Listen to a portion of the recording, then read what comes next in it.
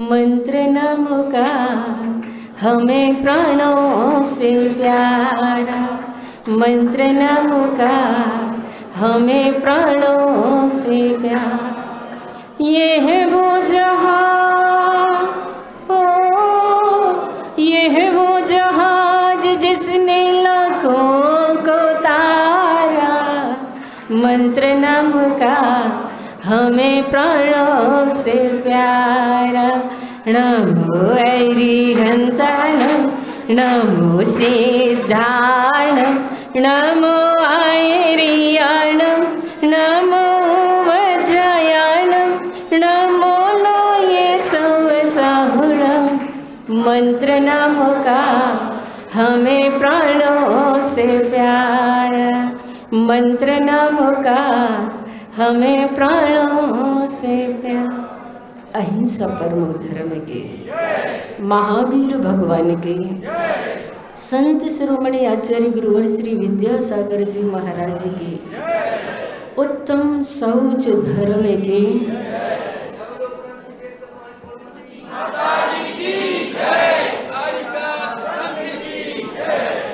जिन्होंने मुझ पर दलित कंकर को अपने करों में उठा, प्रज्ञा की छैनी से तराश कर सडौल शंकर का रूप दिया है। ऐसे श्रमणोद्धारक आचार्य प्रवर गुरुवर श्री विद्यासागर महाराज के पावन चरणों में हमारा और आप सभी का सत सत नमन हो, नमन हो, नमन हो। कहा है किसी ने कि इस धरती पर, इस पावन धरती पर जब तक साधु संत रहेंगे, गीता वेद पुराण सभी के जीवित मंत्र रहेंगे। गीता वेद पुराण सभी के जीवित मंत्र रहेंगे। गुरुवर विद्यासागर के मंत्रों से विद्या स्रोत वहे, गुरुवर विद्यासागर के मंत्रों से विद्या स्रोत वहे। दुनिया उनको संत कहे पर हम तो भगवंत कहेंगे, पर हम तो भगवंत कहेंगे। आज उत्तम शौच धर्म का दिन है, पवित्रता का, शुचिता का पावन दिन आज हम सभी के जीवन में आया है। क्रोध मान माया को दूर करने के लिए आप सभी ने क्षमा मार्दव और आर्जव जैसे धर्म को जाना, और आज हम सभी लोभ कसाई के अभाव में हमारे जीवन में जो शुचिता होती है, जो पवित्रता होती है, उसे हमें समझना बहुत जरूरी है। क्योंकि सभी लोग जानते हैं कि लोभ ठीक नहीं है, लोभ के परिणाम भी ठीक नहीं है। ये भी सब जानते हैं, सब जानते हैं कि लोभ ठीक नहीं है, और ये भी सब जानते हैं कि लोभ के परिणाम ठीक नहीं है, और ये भी सब जानते हैं कि जानते हुए भी हम उसे छोड़ नहीं पा रहे हैं। धन संग्रह का लोभ, खाने पीने का लोभ, पहनने ओढ़ने का लोभ, जमीन से लेकर के आसमान तक आने जाने तक के जितने लोग हैं, उन सबको हम जानते हैं, पर हम उसे छोड़ नहीं पा रहे हैं। आज हम इस बात को समझें कि क्रोध प्रीति को नष्ट करता है, तो अहंकार विनय को समाप्त कर देता है। मायाचारी मैत्री को नष्ट करती है, पर लोभ सब कुछ नष्ट कर देता है। इसीलिए क्षमा से क्रोध को जीतो, मार्दव से मान कसाय को जीतो, आर्जव धर्म से मायाचारी को जीतो, और शौच धर्म से लोभ कसाय को बस में करने की साधना हमें अपने जीवन में करनी है। क्योंकि ये लोभ पाप का बाप कहा गया है। और जैसे ही हमारे जीवन में संतोष आता है तो कहा जाता है गोधन, गजधन, वाजधन और रतन धन सार। जब आवे संतोष धन, सब धन धूली समान। जिंदगी में सुख के लम्हे तो हवा की चाल की तरह गुजर जाते हैं, मगर गम जैसे आकर के ठहर गया हो। और जब गम ठहरने की स्थिति में होता है तो वह व्यक्ति को बुरी तरह विचलित और तनावग्रस्त कर देता है, तरक्की की राह में रुकावट डाल देता है, व्यक्तित्व विकास की खंडहर स्थिति में लाकर के खड़ा कर देता है। एक गम की फितरत है। उस समय हमें संतोष धारण करना होता है। उस समय हमें अपने मन में पवित्रता और पावनता को ध्यान में रखना होता है, क्योंकि दुनिया में एक भी ऐसा दुर्लभ व्यक्तित्व नहीं है, कोई ऐसा दुर्लभ व्यक्ति नहीं है जिसकी जिंदगी में कभी गम ना हुए हो, जिसकी जिंदगी में गम ना हो। पर किसी किसी की जिंदगी में तो गम ही गम लगे रहते हैं और वे अभागे जीवन भर गमों का दुख झेलकर दुनिया से सिधार जाते हैं, मगर कभी सुख का चेहरा भी नहीं देख पाते। बड़ी बेशुमार सकल सूरतें होती हैं इस गम की, और जिसका असर भी कम ज़्यादा अलग अलग हुआ करता है। खुशी की लहर, सुख के झोंकों के साथ साथ गम का ओढ़ना बिछाना भी हमारी जिंदगी में लगा रहता है। कहते हैं दुनिया में सबसे बड़ा गम वृद्ध कांधों पर जवान बेटे का जनाजा। उसके बाद अगर सपूत कपूत निकल जाए तो जीवन भर आँखों के सामने अंधेरा छाया रहता है। बचपन में माँ बाप से जुदाई में यतीम होने के गम अत्यंत तकलीफ देह होते हैं। शरीके हयात के दुख दर्द, अपनों की तकलीफ़ें, कारोबार में नुकसान, रिश्तों में खटपट, धोखा, बेवफाई के गम जिंदगी से हमेशा के लिए मुस्कानों को छीन लेते हैं। पर कोई तो होगा जिसे अपने गम सुना सके। जिंदगी में दुनिया में हर एक शख्स बहरा नहीं होता। बंधुओं, व्यक्ति की जिंदगी में हजारों लोग मिलते और बिछुड़ते हैं, मगर कुछ ऐसे सज्जन और मददगार होते हैं जो हमारे गमों की कड़कती धूप में हम पर साया कर जाते हैं। ऐसे फरिश्तों की संक्षिप्त मुलाकात एक लंबी याद बन करके रह जाती है और हमेशा के लिए हृदय में उतर जाती है। बाकी तो दुनिया का अनुभव यही है कि अपने जख्म उन्हें कभी मत दिखाओ जिसके पास मलहम नहीं है।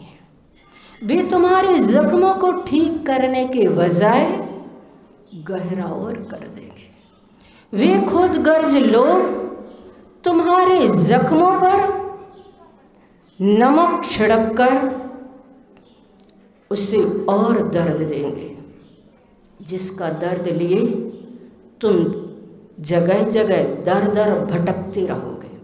इसलिए वह गम बहुत अच्छा है जिसके बाद हमें जो खुशी मिलेगी उसका तो हम अंदाज़ा भी नहीं लगा पाएंगे कि इसमें इतनी राहत है। कहा है धर्म के लिए लड़ो नहीं, जीना सीखो। दूसरों के आंसुओं को पीना सीखो। अपने जख्म तो तुमने बहुत सी लिए, दूसरों के जख्मों को भी भरना सीखो। बंधुओं, दुनिया में इंसान ही एक ऐसा प्राणी है जो तमाम प्राणियों के मुकाबले अपना अलग ही सोच, फिक्र और दिमाग रखता है।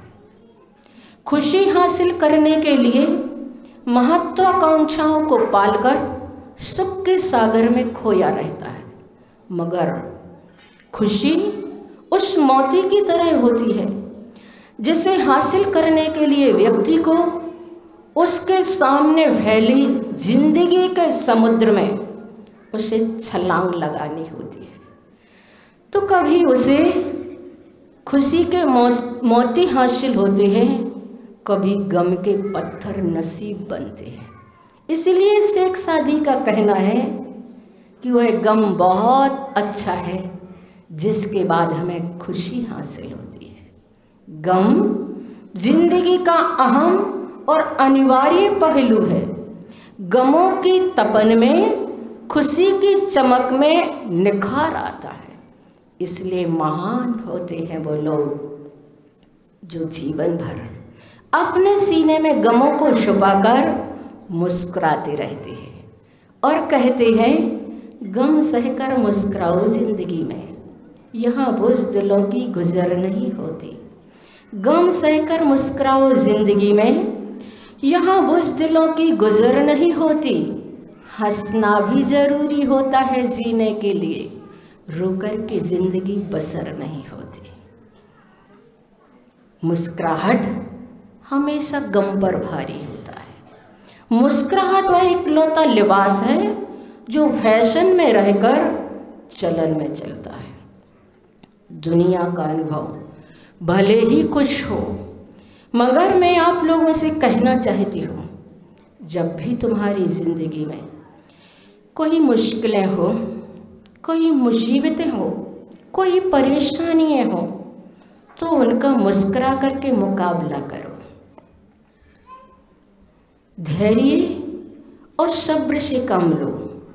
मुसीबतों में धैर्य ही सच्चा साथी होता है और सब्र वह घोड़ा होता है जो सवार को कभी गिरने नहीं देता। लुफ्ते गम जीवन क्या है उसकी पहचान करा देता है। तो बंधुओं, खुशी और गम एक चक्र की तरह होते हैं। आज की खुशी कल का गम, आज की राहत कल की परेशानी, आज की मुसीबत कल की आसानी, ये वक्त का तकाजा है।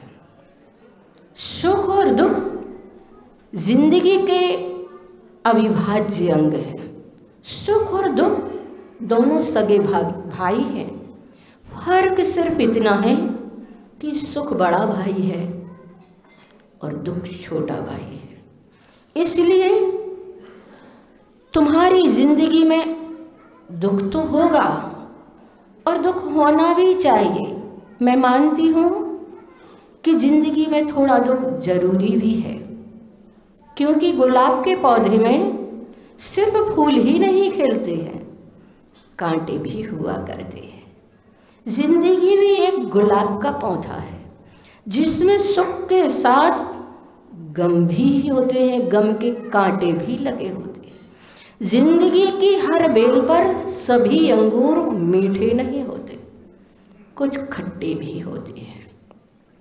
इसलिए जिंदगी हिम्मत का सौदा है, उसे एडजस्ट करना ही होता है। आचार्य श्री तो हमेशा कहा करते हैं कि मोक्ष मार्ग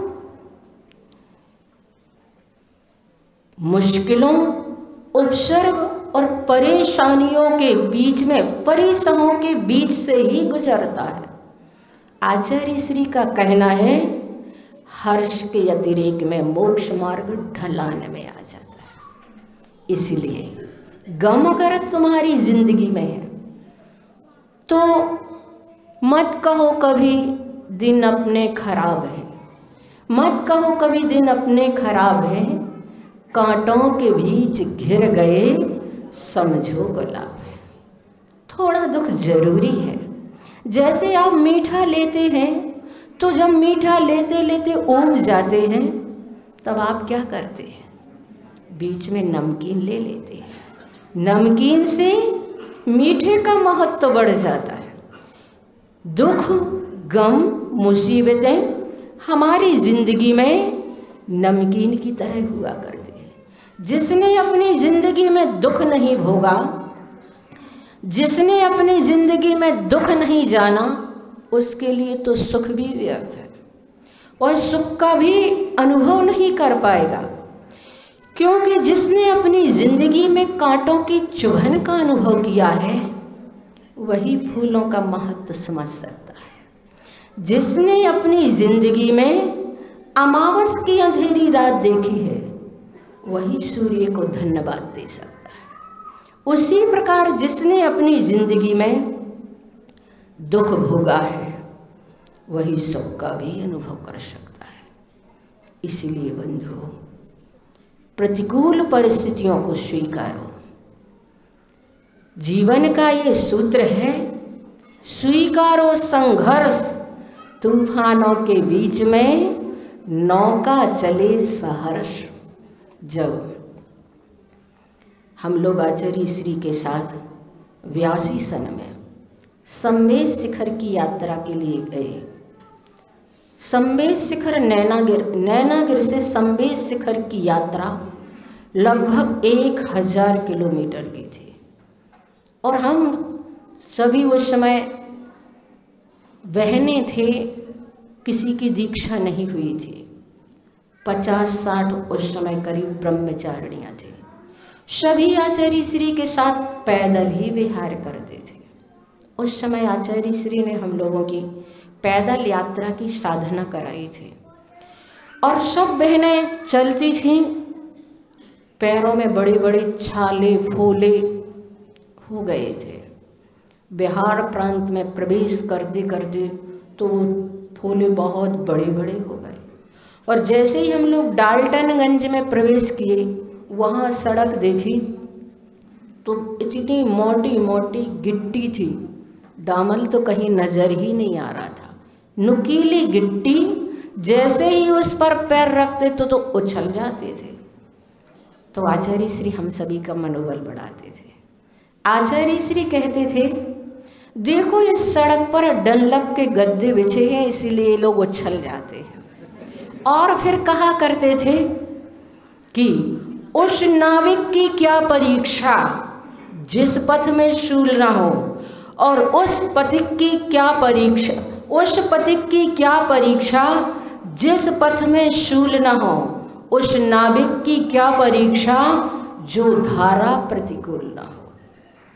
तो बंधु, अनुकूलता में तो सभी जी लेते हैं। गुरुदेव ने प्रतिकूलता में जीना सिखलाया है, और हंसते मुस्कुराते हुए जीना सिखलाया है। पर बात ऐसी है कि हम हंसते हैं तो लोग कहते हैं आदत है मुस्कुराने की। हम हंसते हैं तो लोग कहते हैं आदत है मुस्कुराने की।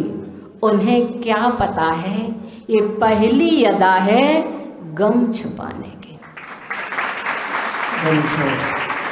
अपनी जिंदगी में एक साधना जरूर करना चाहिए, दूसरों को सहने की। ये साधना आज के ज़माने में बहुत ज़रूरी है। अगर तुम्हारी ज़िंदगी में कोई मुश्किलें हैं, मुसीबतें हैं, परेशानी है, तो कभी किसी को मत बता देना।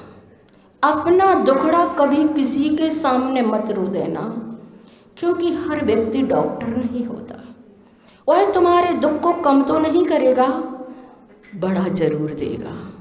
इसलिए जब तुम्हारी जिंदगी में कोई दुख है तो दीवार तरफ मुख करके रो लेना, भगवान के चरणों में आकर अपने आंसू बहा लेना, संतों के चरणों में जाकर के अपना दुखड़ा सुना देना।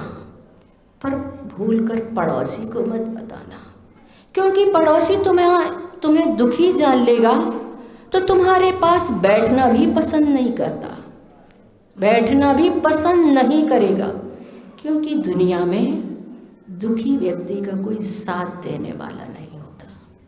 इसीलिए जब कभी कोई परेशानी आती है तो उन्हें सीढ़ी बनाना सीखो। संघर्षों में जब संघर्षों की आंधी तेज चले तब भी परमात्मा से लौ लगाए रखना। और वास्तव में जिंदगी में उतार चढ़ाव तो हर किसी की जिंदगी में आती है। नारायण श्री कृष्ण जिनके जन्म लेने के पहले ही किस प्रकार की व्यवस्थाएं रखी गई थी। जब उनका जन्म हुआ तो कंस से छुपाने के लिए गुप्त रखा गया। अरे किसी के भी गरीब से गरीब घर में अगर पुत्र का जन्म होता है तो खुशी का इजहार करने के लिए थाली तो बजा ही लेते हैं। थाली नहीं होती तो फूटी थाली बजा लेते हैं, और फूटी थाली भी नहीं होती तो ताली बजा लेते हैं। लेकिन जब श्री कृष्ण का जन्म हुआ तो न थाली बजी थी न ताली बजी थी। लेकिन जब श्री कृष्ण का वह समय आया तो उन्होंने कंस को युद्ध के मैदान में पछाड़ दिया। एक से दिन सदा कभी किसी की नहीं होती। सूर्य इतना बड़ा ऊर्जा का पुंज है और उसे भी दिन में 3 परिस्थितियों से गुजरना होता है। सुबह कुछ होता है, दोपहर में कुछ और होता है, और सांझ ढलते समय कुछ और होता है। बंधु, ऐसे ही हमारी जिंदगी में उतार चढ़ाव हुआ करते हैं। आज मैंने ये प्रवचन इसलिए किया कि ये बालिकाएं अपनी जिंदगी में कभी कोई मुश्किलें आए, मुसीबतें आए तो हार मान करके अपनी यात्रा को ना रोक दें।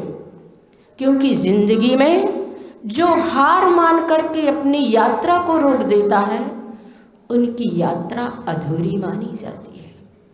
आपने प्रथमान युग में पढ़ा होगा, पहले जो अध्ययन होता था आरिकाओं के पास जाकर के राजकुमारियां विद्या अध्ययन किया करती थी और गुरुकुल में जाकर के पढ़ाई किया करते थे। इसलिए उनकी जिंदगी में पहाड़ जैसे कर्मों के टूटे, लेकिन कभी वो घबराए नहीं, कभी उन मुश्किलों से हारे नहीं, कभी उन्होंने अपने दुख को किसी दूसरे पर आरोपित नहीं किया। क्योंकि ज्ञानी जो होते हैं उस दुख को स्वयं को ही जिम्मेदार ठहराते हैं, और अज्ञानी जो होते हैं अपने दुख को दूसरों पर थोपते हैं, दूसरों पर आरोपित करते हैं। जो दुख आया है और तुमने ही उसे कमाया है, तुमने ही उसे अर्जित किया है, तुमने ही उसे बुलाया है, अब भोगना भी तुम्हें ही पड़ेगा। इसलिए हर स्थिति में उस दुख को भोगने की कला सीख लेना और हर स्थिति में परमात्मा को धन्यवाद देना। सुख हो चाहे दुख हो, चाहे महल हो चाहे भवन हो, चाहे शमशान हो चाहे बहुत बड़ी इमारत हो, लाभ हो हानि हो, हर स्थिति में परमात्मा को धन्यवाद देना। परमात्मा से कहना कि मेरे अंदर तो इतनी औकात नहीं है, मेरे अंदर तो इतनी योग्यता नहीं है, फिर भी तू मेरे ऊपर कितनी करुणा कर रहा है, मेरे ऊपर कितनी दया लुटा रहा है। इस प्रकार से परमात्मा को धन्यवाद देना सीखो। जब भी कभी तुम्हारी जिंदगी में सुख के क्षण आए तो कभी भूलना नहीं, और कभी तुम्हारी जिंदगी में कोई परेशानी आए तो फिर घबराना नहीं। क्योंकि अगर हम दुख में घबरा जाते हैं तो एक दुख हमारे सिर पर चढ़ जाता है, और जब हिम्मत से काम लेते हैं तो वह डर कर भाग जाता है। समय अपना हो गया। इतना ही कहना चाहती हूँ कि हर व्यक्ति की ज़िंदगी में प्रतिकूलताएं आती हैं, पर उन प्रतिकूलताओं को बहुत अच्छे से हम अपने गुरुदेव विद्यासागर महाराज को स्मरण करते हुए उन प्रतिकूलताओं को पूर्ण करें। समय पूरा हो गया है। 2 पंक्तियाँ कह करके और सभी बालिकाओं को आज के दिन यही कहना चाहती हूँ कि कभी आत्महत्या के परिणाम नहीं करना। कितनी से कितनी भयानक प्रतिकूलताएं आए। अगर भयानक प्रतिकूलताएं आ जाए तो मरते क्यों? गुरुदेव ने इतनी व्यवस्था की है, इतनी व्यवस्था की है कि वास्तव में हम अपना सारा जीवन बहुत अच्छे से प्रसन्नता के साथ व्यतीत कर सकते हैं। तुम में इतना साहस नहीं है कि हम महाव्रत लें, तुम में इतना साहस नहीं है कि हम व्रत अंगीकार कर सकें। इतनी अच्छी प्रतिभा स्थली आचार्य श्री ने आप सभी के लिए ऐसे संस्कार देने के लिए बनाई है, जहाँ तुम अपने जीवन को बहुत अच्छे से व्यतीत कर सकते हो। इसलिए कभी भी मरने का परिणाम नहीं करना। कितनी भयानक से भयानक प्रतिकूलताएं आए, गुरुदेव के चरणों में पहुंच जाना। 2 पंक्तियां कहकर मैं अपनी वाणी को विराम देती हूँ। गुरु आज्ञा में पंथ हो, गुरु आज्ञा निर्ग्रंथ, गुरु आज्ञा को नमन हो, गुरु आज्ञा पर्यंत। अहिंसा परम